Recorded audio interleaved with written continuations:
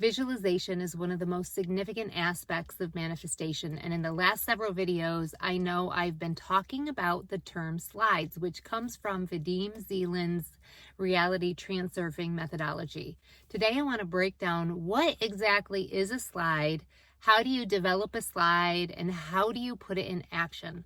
I've been using this method for many years with a lot of success, and I have figured out some really good tools to help me incorporate it into my everyday life. So I think you'll find that this video is really helpful for you.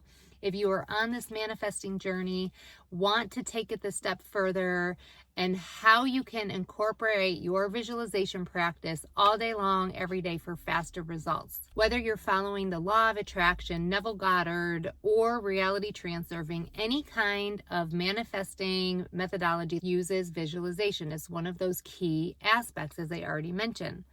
But how do you do it? Getting that clear picture in your mind of what you want is really important. Using your intuition to set that intention, clarify that intention, to get a crystal clear picture of what you want is essential. And how I like to do this is when there's something I'm thinking about, so let's just say a new job. I want to take my career to the next level. You can ask your intuition to help you clarify. Intuition, show me what is for my highest and best for my next step in my career. And using the symbols that your intuition is showing you to develop that slide has taken my manifestation practice to the next level. That is why I teach that intuition and manifestation are two pieces of that puzzle that go together. And if you are missing one, then you won't have a successful outcome. Once you have that clear intention, the next thing you're going to do is craft a very, very short snippet of what it would look like when your intention has been achieved. So we'll just use the job example. This is where intuition comes in. It can help you build that slide. You can ask your intuition to show you what it would look like when you've achieved that outcome. Let's say your intuition shows you that you'll be working in this really cool office space, or you're going to be working from home. And what would your office look like if you were working from home? Or let's say it's an art studio. What would that art studio look like? What would you be doing in that particular job? And you'll craft a 3 to 5 second snippet of you in that frame that you are intending. Maybe it's you sitting at your desk, at your home office, or in your art studio, working on whatever piece of art that inspires you, that you've used your intuition to create. And that is going to be your slide. That is going to be what you're going to be visualizing over the next several days, weeks, months to help guide you into that space. The tricky part is, how do you incorporate it? I like to incorporate it in 3 different ways that it's always running in the background. Number 1, setting aside time every day to visualize and just replaying that slide over and over again in your mind. Vadim Zeland has said many times that 30 minutes a day is what is required to be on the best path for manifestation. I will be honest with you. I don't have 30 minutes a day to do this like in one chunk of time. Now, am I spending 30 minutes overall in my day? Possibly. But if you have the time and can work with your slide for 30 minutes a day, that is great. Go ahead and do that. I do like to spend a few minutes every day with just that goal of running that slide. So for me, it probably is 5 minutes a day. My tip here is to schedule it into your time every single day at the same time. So if it's before you head to work, sitting down, getting in the comfortable position, closing your eyes and running that slide, visualizing your intention. Or at lunch, 5 minutes before your lunch, 5 minutes at the end of your lunch before you go back to work, or first thing when you wake up in the morning, whatever works for you in your schedule. But that is key to lock it in to your daily routine so you don't miss it. Because if you don't have it scheduled, you won't do it. You need that accountability. That's what's helped me be successful. The second way to incorporate it into your life is by going to sleep at night. And this is one way that reality transurfing locks in very nicely with Neville Goddard's technique, who has said over and over again that as you are falling asleep, you should be visualizing that intention.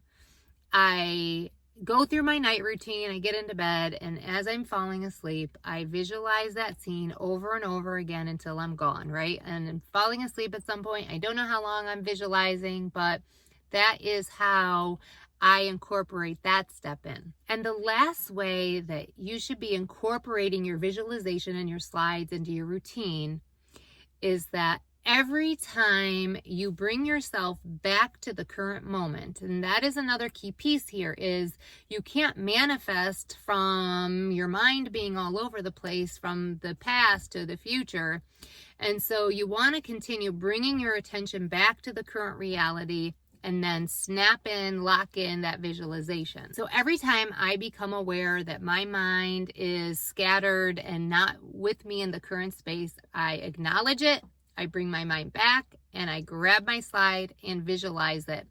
Not closing my eyes, just as I'm doing my daily stuff. It could be at the grocery store, it could be on the phone. I just snap in, lock in, and visualize. One thing that's helped me become more present in the moment and bring my mind back and notice is an hourly chime. So there's an app that's, I think it's called Hourly Chime. I download it, and every hour on the top of the hour, it tells me it's 9 a.m., it's 10 a.m., it's 11 a.m., and that's my cue.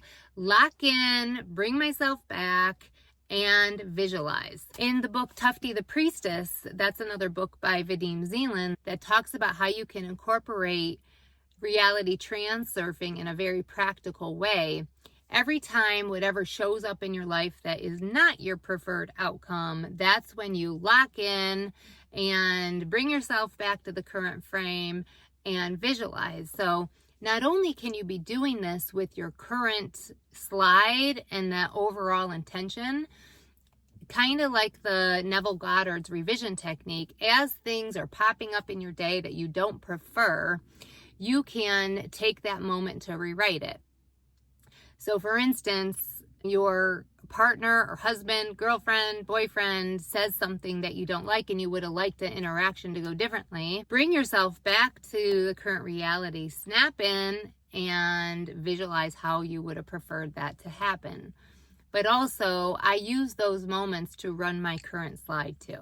Don't forget, intuition is a key part here because it helps you create the slide to what is truly the highest and best for you, but also helps you stay on track. And as you are moving through your manifestation practice, you can't manifest without taking inspired action. It's not enough alone to visualize. You really need to be taking what the universe is putting out to get past that inner intention, to allow that outer intention to come in, and you're not going to get there without that intuition.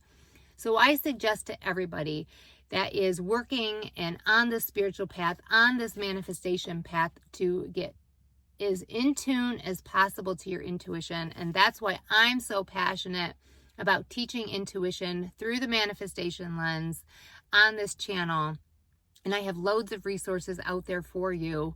So if you haven't downloaded my free ebook, The Intuition Unlocked, the 5 Pillars to Developing Your Inner Voice, grab that now. It's totally free, not filled with fluff, has so much good information on how you can build that relationship so you have rock solid guidance all the time, anytime you need it. You can get that in the description below. I would love to hear your manifestation successes, any tips and tricks that you personally have on keeping yourself in the present moment, on running those slides, and how that's working for you. Make sure you like this video and subscribe to my YouTube channel if you want more like this. And if you haven't checked out my video on Neville Goddard's revision technique, I think you'll really like it. You can catch that here.